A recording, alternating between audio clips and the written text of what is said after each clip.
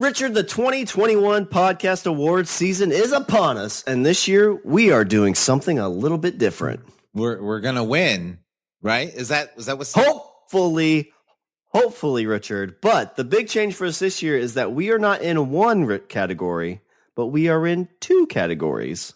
Oh, like the last 6 years, we'll be in the best comedy podcast category, but this year will also be in the best male-hosted podcast category. Oh, yes, Richard. And what does that mean for the loyal LB Army? Well, starting July 1st through July 31st, go to podcastawards.com and sign up and select the language of Bromance of both the Best Comedy Podcast Award and the Best Male-Hosted Podcast Award categories. And if it's between July 1st and July 31st, that means that right now you can pause. You just don't stop it. Just pause.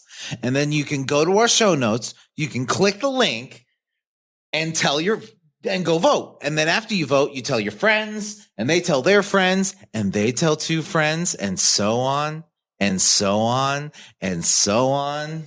And then we'll get everyone to vote. Yeah. It's like if you're sitting in a grocery line, like tell the store clerk, be like, hey, go vote. Get everyone to vote. So, Richard, the 2021 Podcast Awards will select the slate on August 8th. So far, we have never made the slate and would be beyond honored that our 7-year-old podcast can make it this year. So go to the show notes for the link to podcastawards.com and vote for the Language of Bromance and the Comedy and Best Male Hosted Podcast categories. Thanks, and we love you so much. Now I'm going to go ahead and hit the record button now. Now I'm going to tell you why, Shawn, because I was listening to the show, and I was listening, and honestly, the cold open intro that we have is honestly like gold. I fucking love it. I love every single goddamn bit of it. I do my best whenever I hear the good ones. I went through a fucking bunch of them, and I went through 12 episodes and just listened to the first 20 seconds of each one, and then just went to the next one. There's some good ones. I like the ones where we start and it's 15 seconds, and that's what we're kicking into. It's now we gotta have cold opens for everything. Every single goddamn one of them. Because it's gold. All right, kids, gold. Do something to make it funny.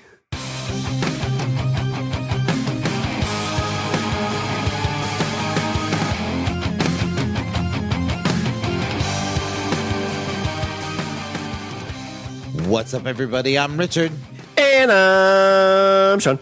And today we're speaking the language of romance. And today, Shawn, I want to talk about love. We've never talked about love. Oh, Richard, I have done something that not many people get to do. I've climbed a mountain. It took me almost 2 years to do it. Got all the way to the tippy top. Got to celebrated with mead. Richard, I've ran a campaign all the way through level 20. Wow. Yep. So about 2 years ago, we talked about how I was just falling back in love with tabletop gaming. I think I was playing at that point. I started writing a campaign, and I took our group from level 1 all the way to level 20. That's nice. Yeah, it was a blast. Feel good? I do feel good. So what we played was, I think you went from level 1 to 8-ish, 8 or 9. Yes, I was there through till 8, and then I stepped back I stepped back mainly because of the pandemic. I stepped back and I was I'm just going to do family stuff and make sure the kids are good and all that and yada yada. So I took a step back. I missed out. However, I did, make sure to ask every time, oh, how was it? Ooh, what'd you do? What'd they do? What was going on? And so I felt like I had the inside scoop.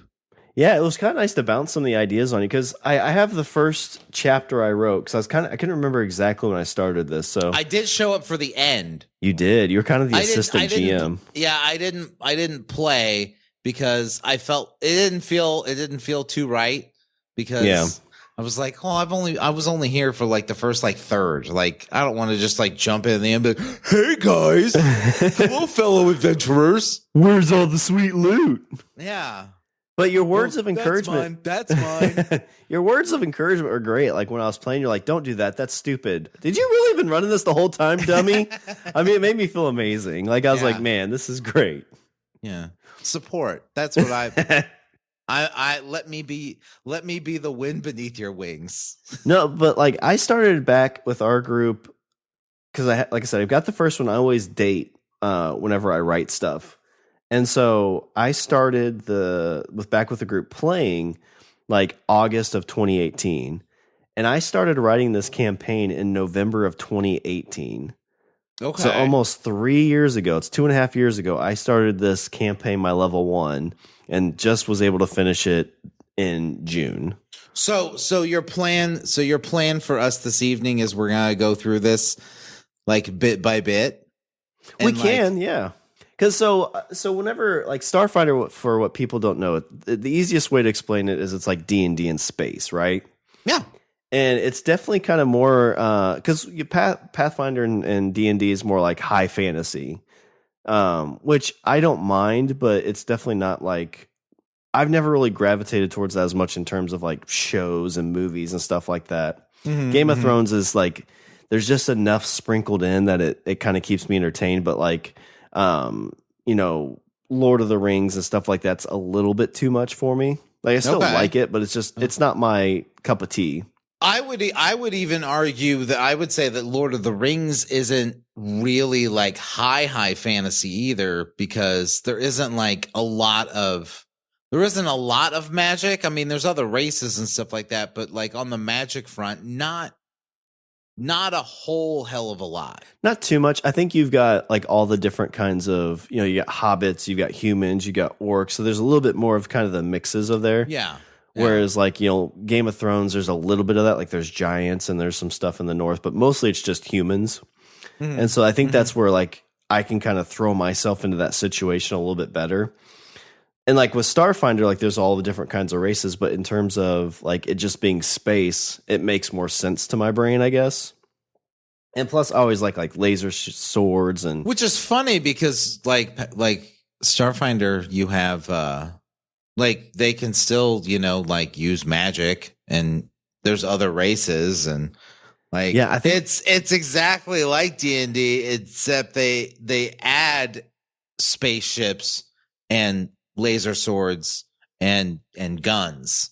And I think because like you think of other planets, you can kind of see like how other orcs, but it's not orcs, but they have like Ahsoki, which are like big rats, and they have the big lizard guys. So it kind of seems like other planets could develop that. And so maybe that's why it makes more sense to me instead of being like, oh, it's one Earth, one world, and all these different things pop up.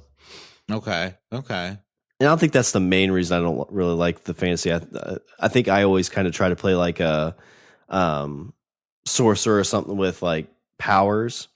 Yeah. But by the time you're like more like powerful enough to do these big spells, like you're fighting things, it's like, oh, they have spell reduction or immunity to spells. You're like, well, this sucks. Like, all right, give me a sword. Whack, whack, whack. But we started out, there's another guy in our group, Bob, who was playing a campaign, and he had a little bit. So the big thing I did with this was 100% homebrew, which if you don't know, most people don't do a total complete homebrew because it takes a lot of time and effort. Yeah.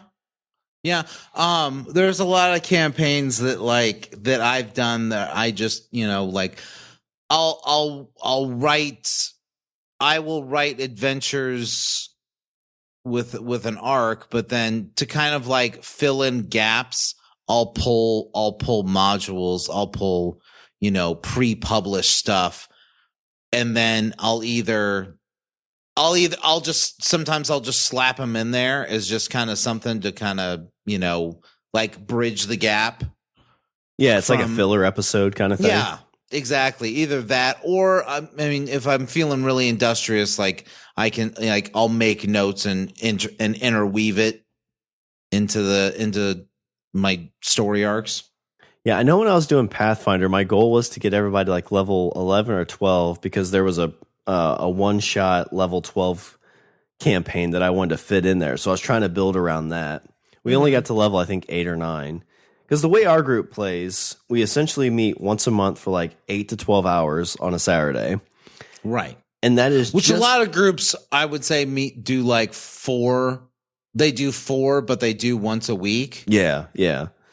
So, but in that time frame, like you think it takes about a full game day to level up. I didn't do one of the other things a lot of people do is they actually kind of calculate how people, like whenever they kill something or they have an encounter, they get so many experience points, and you build up to that point. Yeah. The way I did it, instead of trying to keep track of that, I just did each chapter. Once you finish a chapter, you leveled up, which I think we've talked, and you're not a big fan of doing it that way. I don't, and I think honestly I think the reason I do that, the reason I don't do it that way is because if I feel like if you actually do the math on when it comes to experience points, I think people will level up a lot slower, and so they get to be with their characters longer. Yeah. I mean, and it goes on, and the overall story goes on longer, which is kind of bad for me because then I have to come up with more stuff. But like, they're able to be with their characters longer. You can put more stuff in there. And, so that's an interesting thing to kind of think about. Because like with these guys, so I have 18 chapters that I've written. Mm-hmm. One of the chapters we did play for 2 game days. So they've played a total of 19 sessions. Yeah. So in terms of like each one would have been a month. So 19 months we played with these characters. So a year and 7 months. Yeah. Do you think that's so like you saying where you could stick with the character longer? Do you think a year and 7 months is about right? Or do you think that should have, and the way you're thinking about it, do you think it should be longer? Well, I mean, you also have to think about it in terms. It's not really in terms of like the length of overall time. You also like think of it in terms of length of play time. You know what I mean? Like, say, I mean, when you factor in time to just, time that everybody's like bullshitting around or whatever, let's, lowball it and let's say 10 hours. So 180 hours. So close. I mean, I would say, a good, a 1 to 20 campaign it's about in that neighborhood, about 180 to 200. Yeah. I think that's probably pretty close. It might've been like the 160, 170 mark. Most of the nights, like I think there may have only been 1 or 2 where we didn't get through the whole thing, and I kind of let them finish up just because that's the other thing that we've struggled with. Because I know there would be in the previous campaign, there'd be like 3 months we'd play, and you wouldn't get to level up. Mm-hmm. So whenever you play the same character for 3 months, and you go from like level 1 to level 2, you're like, man, like if we're gonna go to level 20, this is gonna take like 3 years to get through. Right. But I mean, but the difference that I noticed between your thing and like something that I would do is you give out more experience to let players level themselves up, but you kind of I wouldn't say restrict the loot pool, but the loot pool isn't as big. Yeah, I'd say so. So like, and I kind of work the opposite because you're right. Because there are, because like if I run a campaign, sometimes, they may go, 2-3 sessions without a level, but over the course of that, I think that they've gotten more stuff. They've gotten better with stuff that they get. Yeah. Yeah. Yeah. I could see that. I know I tried, I don't know if it was Pathfinder. I kind of discovered this or if it was this, but like I try to find like something really cool to give them and they'd all end up just selling it and buying something different. So I think that's kind of where I like, okay, well, I'm not going to try to like find the coolest thing ever because they're just going to end up selling it. Yeah. So I kind of gave the players more the ability to find what they wanted because I know, well, especially, once they hit that like 10 to 12 range, then they kind of get to the point where they can try to make their own stuff. Yeah. And then And once they get to the point where they can start trying their hand at making their own stuff, then yeah, you might as well just be like, it's almost like you know, okay, well, here's a pile of cash. Exactly, yeah. And it's like when your kids get older and they're like, just give me money. Like, yeah, don't try and buy me a gift. Just slip a 20 in a fucking card and just slide it under my door. That's how I want to celebrate my birthday, old man. Or it's the same thing where it's like, well, tell me what you want and I'll buy it. And then you buy it. It's like, oh, big surprise. You got me the game I wanted. Because that's what happened. The player's like, hey, tell me what you really want. Well, I want this laser level 2. Okay, well, guess what? You found it in the chest. But yeah, it's I learned a lot coming through this because I think this is really like the second big campaign I've run. Mm-hmm. And I guess we can just kind of go through some of it. So the idea I had, so in the Starfinder setting world, there was this big event that happened, and I feel like this is probably what a lot of people end up doing because it seemed kind of unique at the moment, but as I thought about it, I'm sure this is like everybody's end game when they try to create their own homebrew. But there's an event that was called the Gap, which that's kind of like their year one is the year the Gap happened, and what the Gap is that every historical record, everybody's knowledge, everything just was wiped clean, like cleared out. Nobody knows about anything prior to that year one, which, so Paizo, the company that created this, they also created Pathfinder. Right. And they're all kind of in the same setting. And they always kind of argued that the reason they did this is because they didn't want to set it up so people could be like, so what happened in that Pathfinder battle when there was actually a Pathfinder world? Yeah. They just kind of wanted to get rid of all that and just kind of start fresh. Well, because D&D, actually way back. Well, actually, I don't know if they came out with a revised, but they used to have a setting called Starjammer. I remember you talking about that, where they integrated it in with the existing campaign settings.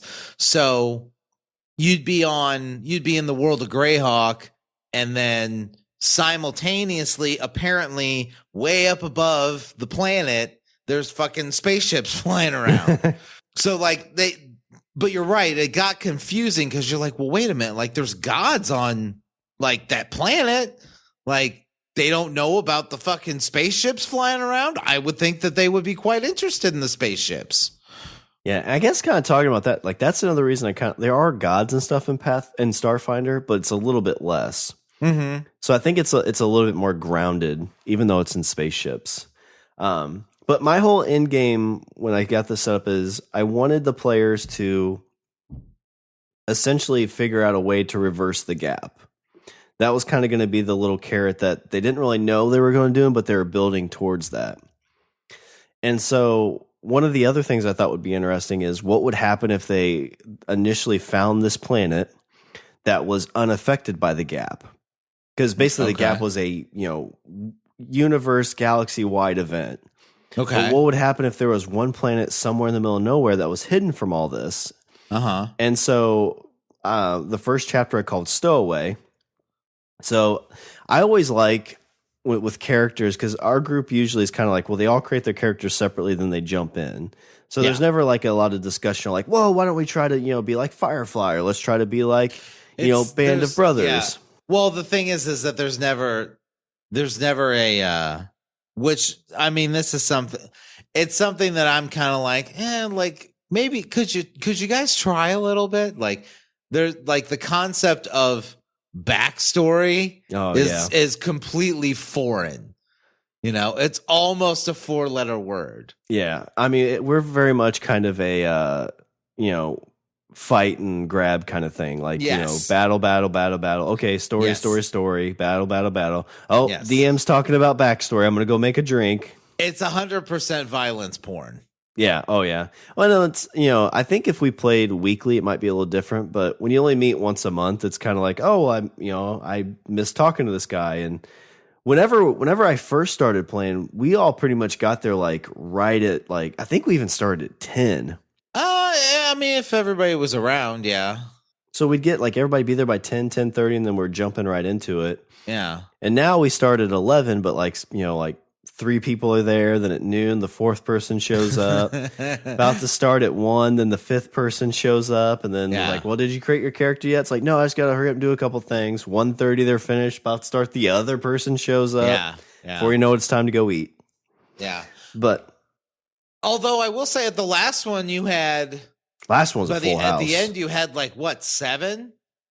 I think so. And that was pretty much... I think we had maybe 8 or 9 one night during this. That's rough. Oof, yeah, especially when you're dealing with like those higher tier abilities. Yeah. And there's a lot, and you got 7, 8 people. Like that's rough. That's a thing. I think a couple of the nights we only had like 4 or 5 people, and that's kind of feel like the wheelhouse is like when you have 4 or 5 people, it's quick. 4 to 6. 4 to 6 is that sweet spot. 6 is still kind of a little bit too high. 5 you can kind of get away with, but 6 you could 6 is manageable, but usually with 6 you kind of have to like throw a couple extra things in there. Yeah. Just to kind of like ramp up the difficulty a little bit. Yeah, and 6 you can usually have a couple people are doing kind of the similar thing, go Simo. Yeah. But when you have 7, then you have like people who aren't like doing normal stuff. Be like, all right, well, you go ahead and do all your crap, and I know you're 2 away. Go ahead and start your stuff. And then it's easy to forget who you went through and everything. But yeah, it was a full house. Most of them had been there for pretty much the whole thing. But yeah, so the first chapter I called Stowaway, where the whole group that started got on a ship because they wanted to get off the main planet. And the ship was called the Arctic. So they all get on this ship, and there's a guy on there named Captain Thomas Jardine.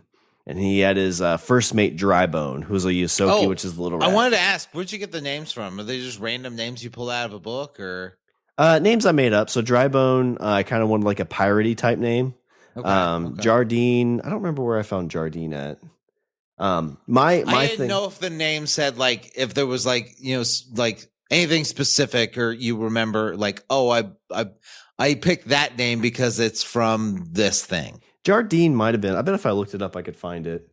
Because it was my first girlfriend, and I hope I wish that the party would have killed him. No, so like a lot of times I'll go and find like the jettison.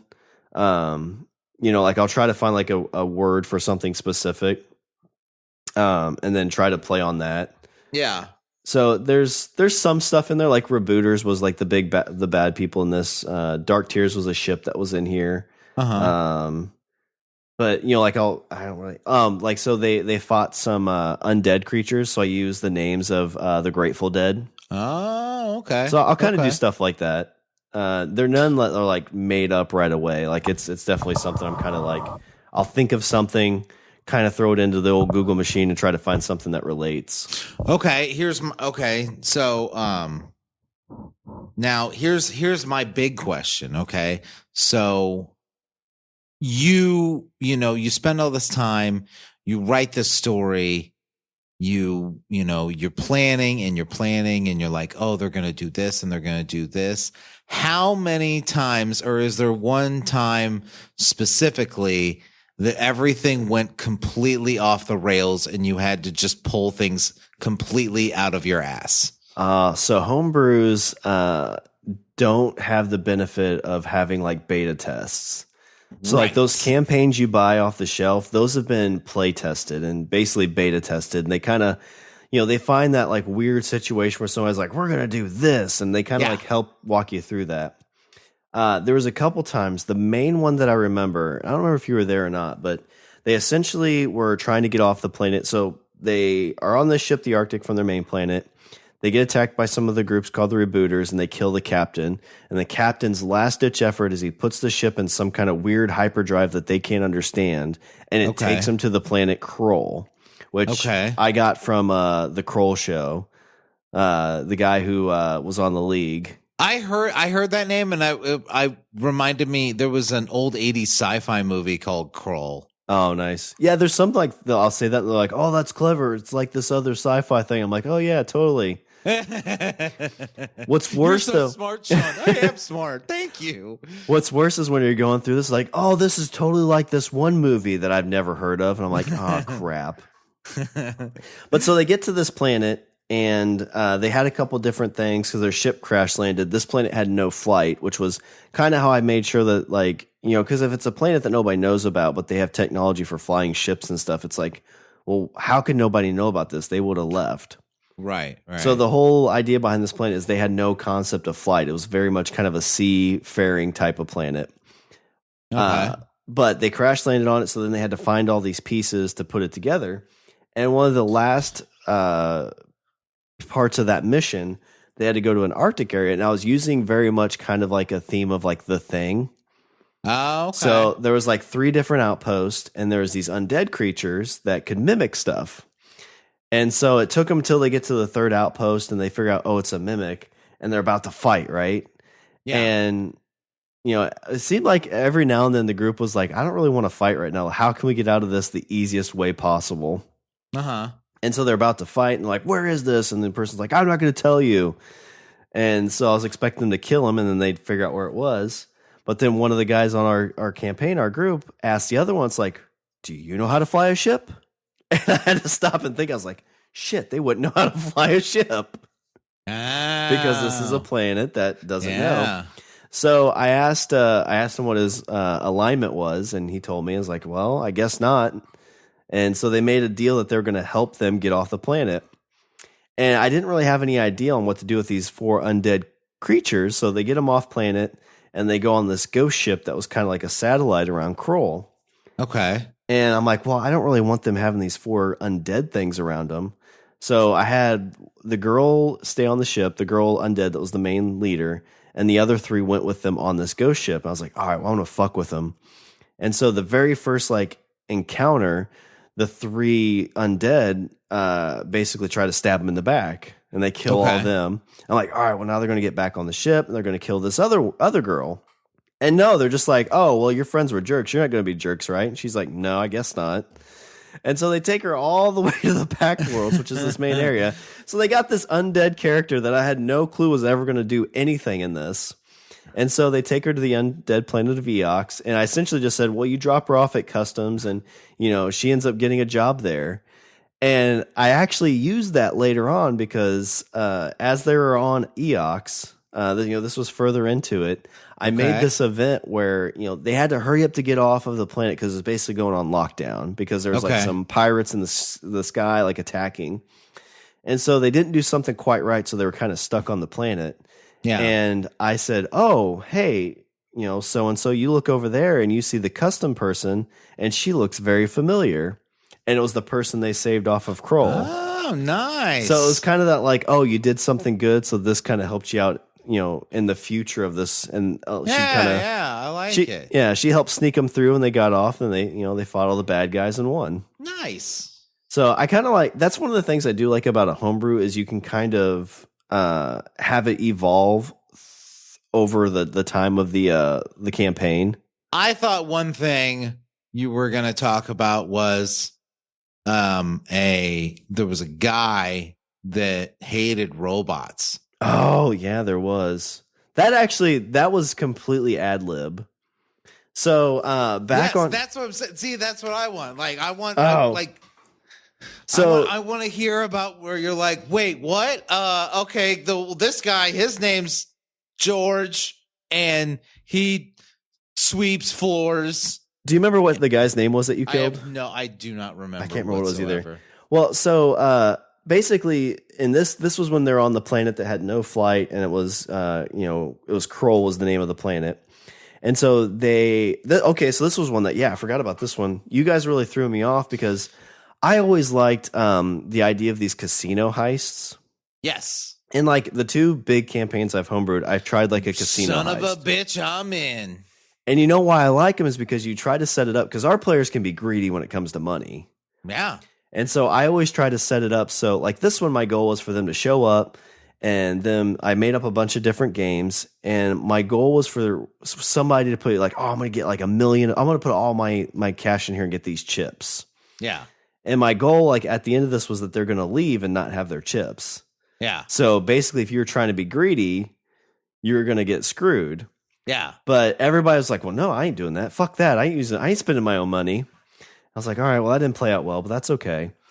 But the greediness came in as you guys were trying to escape because you and Matt, one of the guys that play with us, is like, wait a minute, there's a bunch of casino chips here, right? I'm like, yeah. Like, we're going to steal them all. How much is here? I'm like, I don't know, like 20 million credits? We're taking all of them. Yeah. I'm like, but they're digitized. Like, doesn't matter. We're taking them. Yeah. And so I had to make up this like character that was trying to shoo you guys out to save you. Matt reached in and I had one of the things slam on his arm to basically cut his arm off. And then as you were leaving, there's this guy, we'll call him George, who was trying to help you guys. You're like, no, because you were not trying to help. Because you were an android, and I don't remember if he said some stuff or you just try to like basically just make him out to hate androids. And so you end up like... He was a droidist. He's like trying to help you guys out. He takes a bullet and he's like dying. And I think you walked by and just coup de grace him. And so as you guys... That's what happens to hate mongers, Shawn. So you're like, no, he was a droidist. I'm like, he wasn't. You're like, no, he was. He totally was. I carried this whole backstory for him because you guys escaped and you survived. And like they had this, newscast talking about, these guys, broke into this casino. They were trying to steal chips. I think that was the last adventure before I stepped back. Yeah. Before I stepped out. That was the last thing I did before I stepped out. You might have made the next one, but yeah, that was pretty much around that time. Yeah. But like as you were leaving, I made up this whole backstory. It's like, no, like he was like very much for Android rights. He had a charity group that he created called Parts for Androids. It was PFA. All lies. And for like the next year. Propaganda. That's what that is. Whenever I did like a recap of what was happening, I always talked about him as like Richard killed this guy. I can't remember what his name was. And it was part of a group called Parts for Androids. And it's funny because like our group, there was like this like special, so kind of backing up, but there's this Harris who was captured, and there's like this big event that caused these kind of like shark humanoid type things. And so as they get through this, they save the sharks. The sharks are like, oh my God, we just want to be put out of our misery because like this thing changed us. We're undead. And the one guy's like, hey, we'll push this button to blow this place up, but I want you to have this very special gun. Like this is a gun that got me through a lot. And I gave it to Scott because Scott was there. And so the shark sacrificed himself for all of them. They get away. First thing he does when he gets someplace, he's like, hey, how much is this gun worth? And so like I tied that, like every campaign day when we started, I talked about him selling that gun. And when they got to the final boss battle, they were talking about trying to hit it or something like that. And I'm like, oh, Scott, like you remember this really special gun that would have one-shotted this thing. But yeah, it's one of the things that I found that I really think we benefited from because our group doesn't do a good job of taking notes either. Like I tried to when I was playing, but it's always like the next month you forget.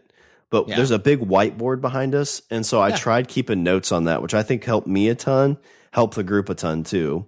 Yeah, because a lot of times you're like, well, what was the name of that guy? And you ask the DM while they're trying to like run a campaign or run an encounter. And instead of having to stop and think about it or find it, they can look up on the board and kind of see what was going on. Leave me alone. I'm busy.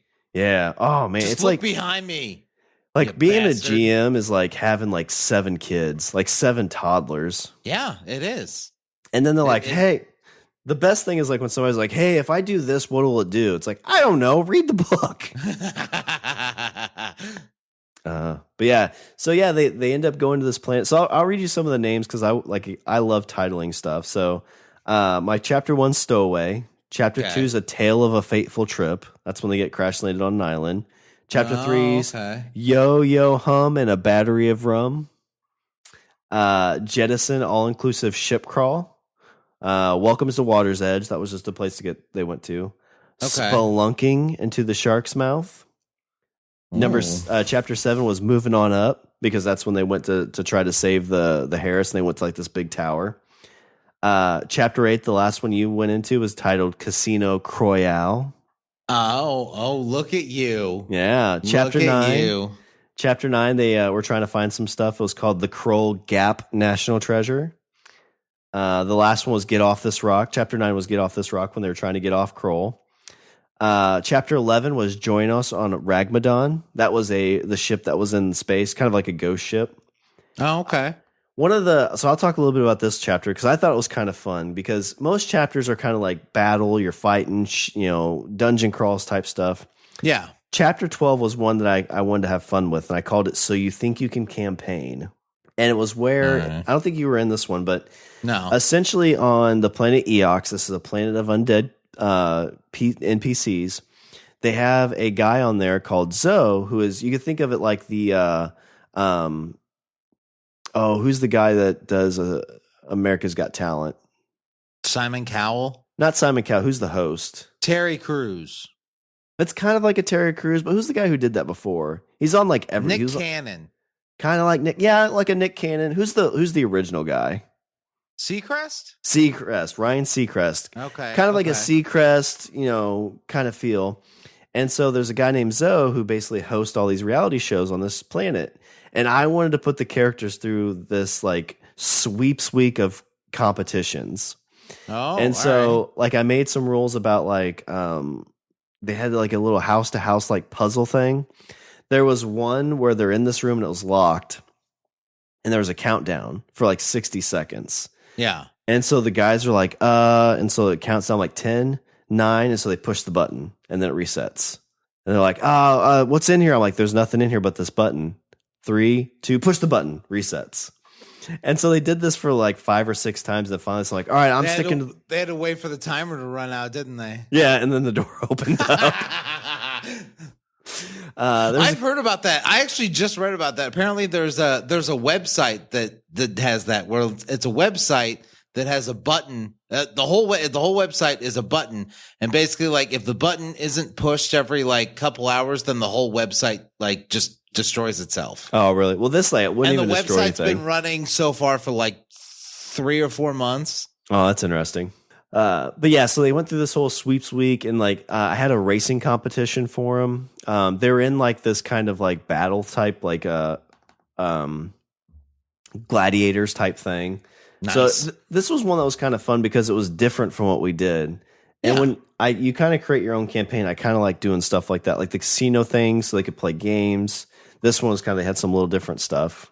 Mm-hmm. Chapter 13, The Heart of the Catacombs Mountain. This is where they're trying to find the main like albatross of this, or the MacGuffin of this was a thing called the Arctic Beacon.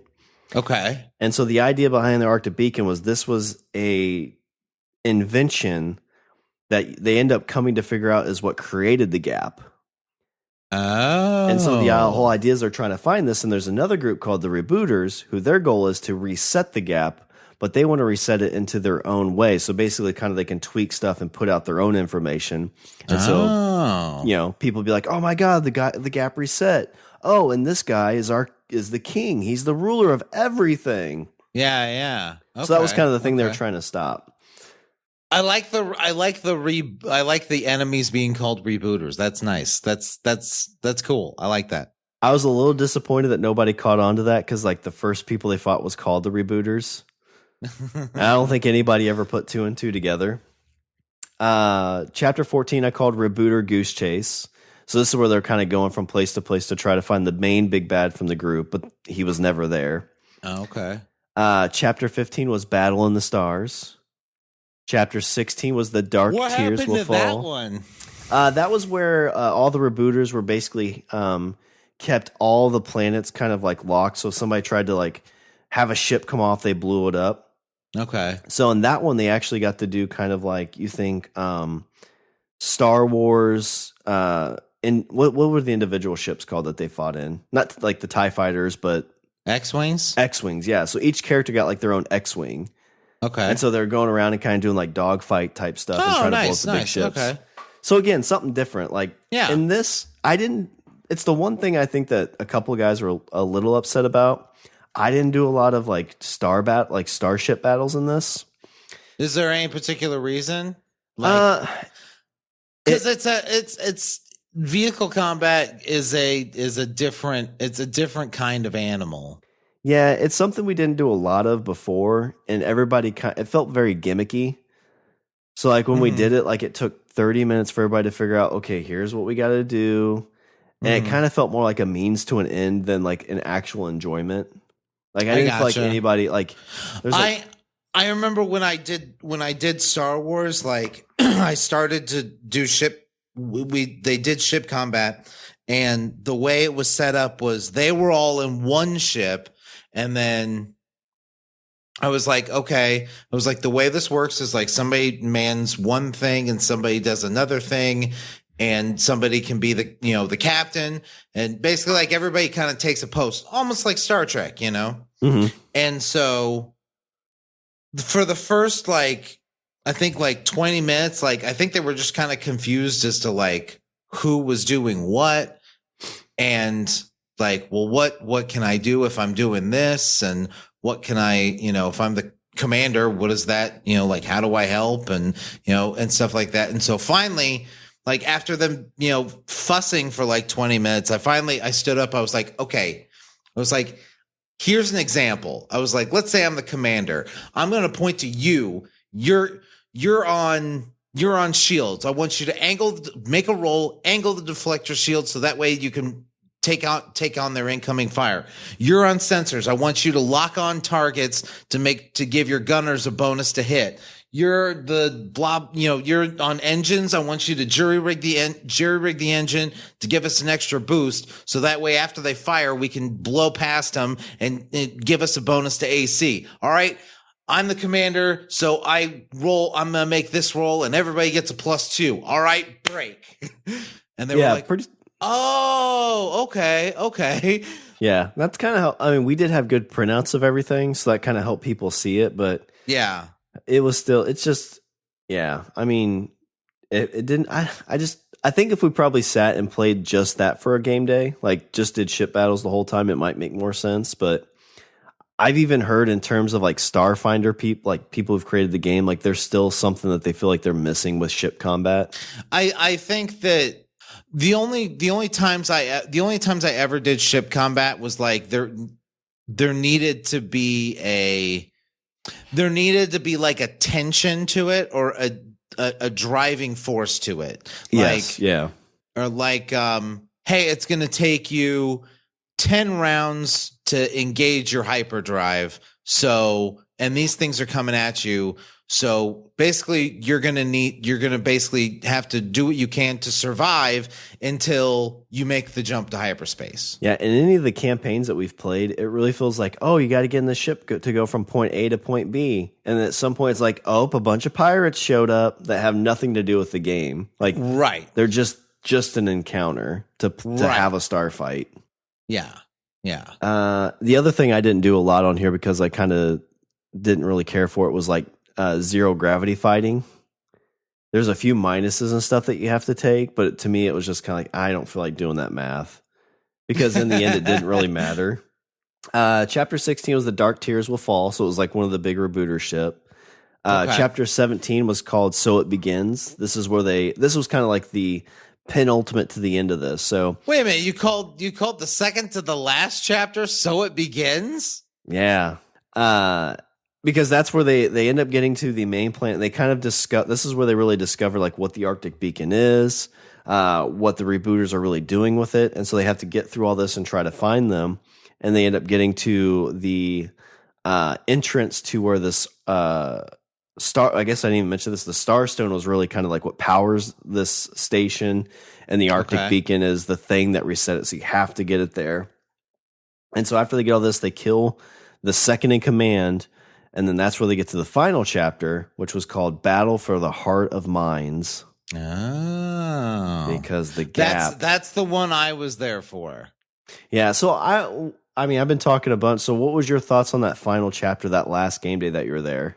It was like, I don't remember a thing. It was horrible. No, it was good. It was definitely combat heavy. I think the first combat encounter, just because, I wasn't, since I just, showed up, like, I wasn't sure, like, why are they fighting this? Why are these things here? Like, I didn't understand the why. And that had nothing to do with you. It was just the fact that, I had just shown up. But I think they were fighting like dinosaurs. Yeah. So each of the encounters they had. So in that first one, the thing you missed. So the guy I talked about earlier is Zoe, the game show host. Okay. When they walk through this kind of like wormhole-y type entrance to get into where the Starstone is. They showed up on his planet. Anything they looked at said they were still on Absalon Station, but Zoe was there basically kind of like directing what was going on. And then as they tried to do anything to him, he wouldn't react, and he started walking away, and his head fell off, and then his body fell off, and his legs fell off, and those things turned into dinosaurs. So it's kind of like a trial of minds or trial of fears kind of thing. Okay. Yeah, I missed that whole bit. So yes, that makes a little bit more sense. The monsters were very cool. They had some nifty abilities. At one thing that I felt like you did really well is when it comes to like super high level characters, like it's okay to completely not hold back, like try to kill them, because especially like you're at the end, like it should be hard. The person that's like, I've been saving this potion for a special occasion. I guess now's the time to use it. Like that's what you want out of your last few battles, Yeah, I knocked down 2 or 3 of the guys. I learned in this that like actually killing somebody in Starfinder is a little difficult, because one of the guys I knocked down to like 60 hit points below, like negative 60 hit points. But as nobody's ever really gotten that far. So as we looked at the rules, it was like, oh, well, for you to actually die from a single hit, you have to go past your hit points negatively. So if you have 100 hit points, you have to go to negative 100. So getting anyone to actually die was pretty tough. And then we had 2 guys in the group that had all the kind of like healer abilities and stuff. So they were constantly taking hits for people or removing hits or healing. So it was really challenging. But I always like whenever somebody hit and they're like, oh, like I'm down, or oh, like I need to get out of this battle. I get joy in other people's pain. But yeah, they end up getting all the way to the end. They fought this big bad. So the whole idea behind why all this happened was there was like this creature that kind of came over whose name was Rendalorian. He was this big kind of lizardy creature. He had been brought into this world because the Arctic Beacon's original intention was to figure out how to take the Starstone and replicate it across the galaxy, so every planet could have its own Starstone, essentially, because that's what powered the planet. Okay. But in doing this, it brought this creature in, and so the only person to survive was the scientist who created the Arctic Beacon. So he was able to utilize that to create the gap, because in the storyline, the whole idea was that the planets were like, well, it's a small group of people, but we're basically going to do like a mutual destruction to kill this thing. And so he tried to run this gap to make everybody forget about it, and then basically there wouldn't be any issues, or there wouldn't be any challenges to the guy. Yeah. So I had 2 endings. I had one for if they reset the gap and one if they didn't. They end up resetting the gap.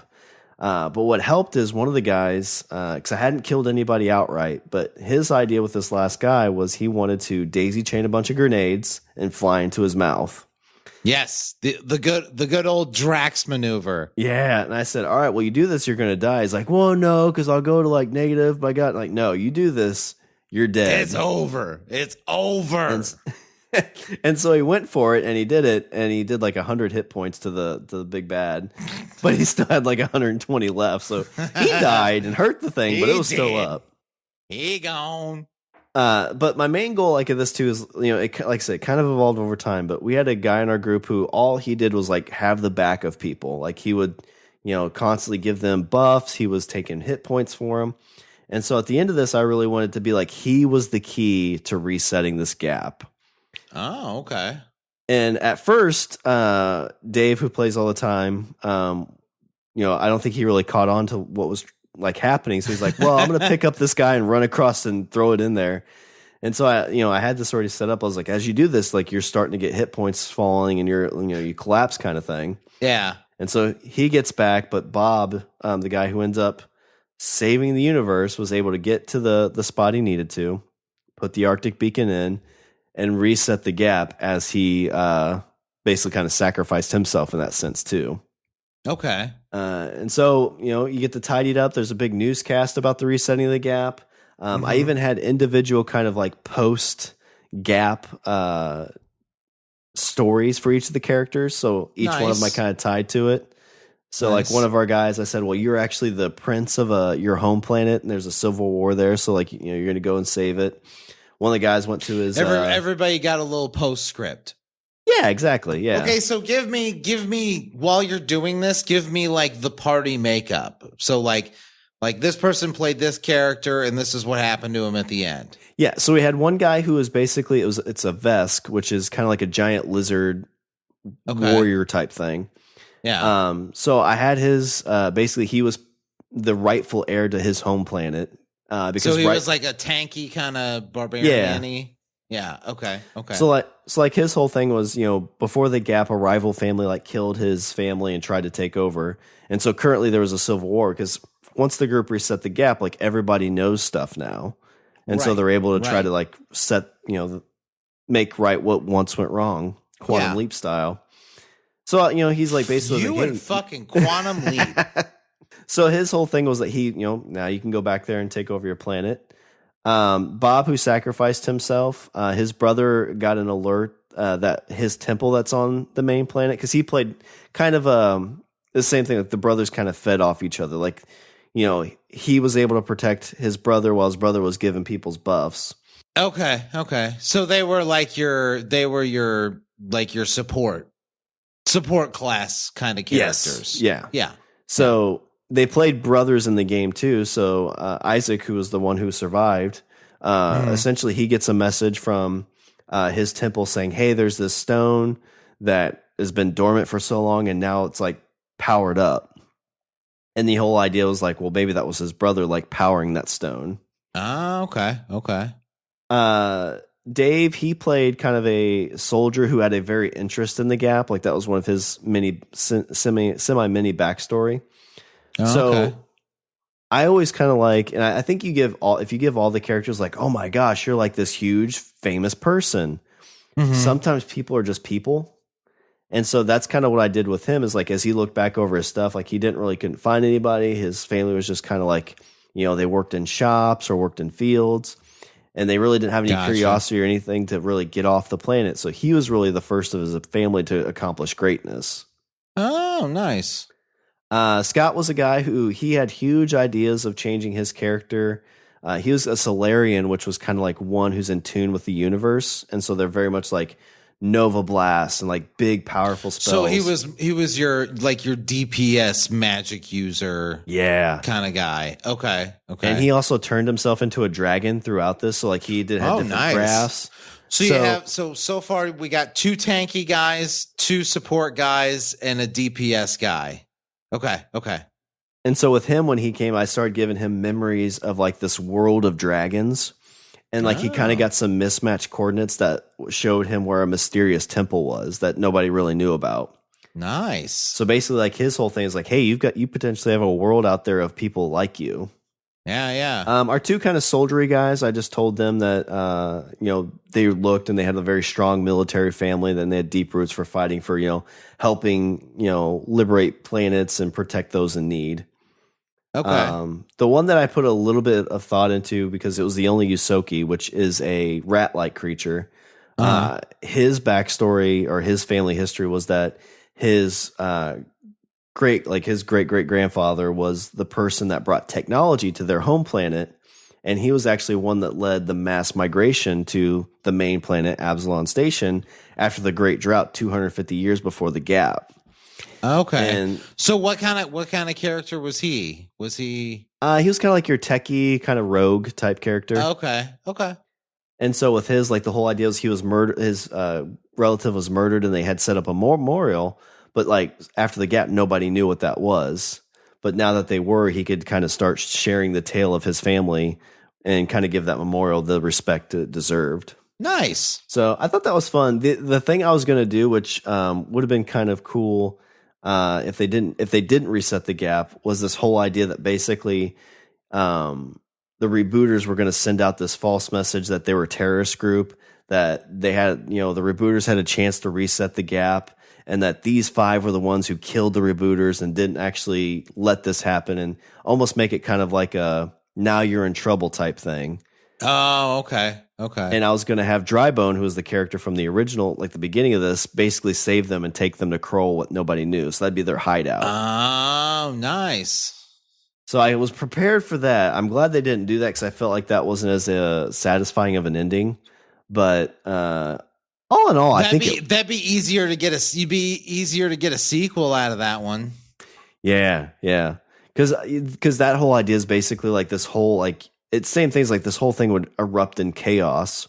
And then you could build almost like this idea that's, people are giving out this information that's not right. And so now like it's like this big like fugitive type chase, or, now you've got all this unrest and stuff like that, which, could build an interesting story. I don't know where I would build to from that, but that would be a good jumping off point. Yeah, I like it. But yeah, whenever I started this, I had like 6 chapters ready to go before I started. And so they caught up pretty quickly to that in like 6 months. And then usually about month to month, I had like a layout, had it ready to go, and then show up at game day and rock and roll with it. So it's a lot of work. I'm kind of glad it's done. I'm ready to get back to playing, but I'm also really happy that we got to go from level 1 to level 20. Because totally. As a group, I think this is only the second time I've done that as a group. It was your Star Wars campaign. Achievement unlocked. Yeah. I think our Star Wars campaign, we went all the way to the end, and then this one's the only 2 that I know of that I've been a part of.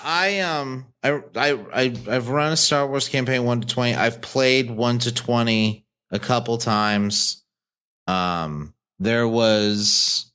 been a couple other campaigns that I think that I ran 1 to 20. It's cool. It's a cool thing to do, like to start from, because essentially, like you're writing like a complete. I don't even want to say short story because it's not short. It's a middle story. You're not. I mean, it's not a novel, but it's not. It's not short by any stretch of the imagination. I mean, it's about at least 12 pages per chapter, so you're looking at almost 200 pages. Yeah. I've always thought like a lot of people always ask too, it's like, why don't you like try to sell this? And you look at some of even the custom stuff that's out there, they've got a lot of like time and a lot more play testing that goes into it. Well, and also like, there's nothing wrong with just letting a thing be a thing. You know what I mean? I agree. Yeah. Like you don't need to spin out everything into a thing. Like I feel like that's the internet's mentality when it comes to stuff like, oh, you made this thing. Well, you could take that and then do this with it and make it into this thing and then sell it. And I'm like, well, yeah, but why can't I just paint a picture and then hang it on my wall? Yeah. Like, why do I have to do why can't I just do that? Why do I have to take pictures of that picture and then sell those pictures on the internet? Yeah. I mean, if somebody wants it, my life, I'll send it to them, but I'm not editing any of that for you. It's as is. All right. So we got the party makeup. We got the overall story.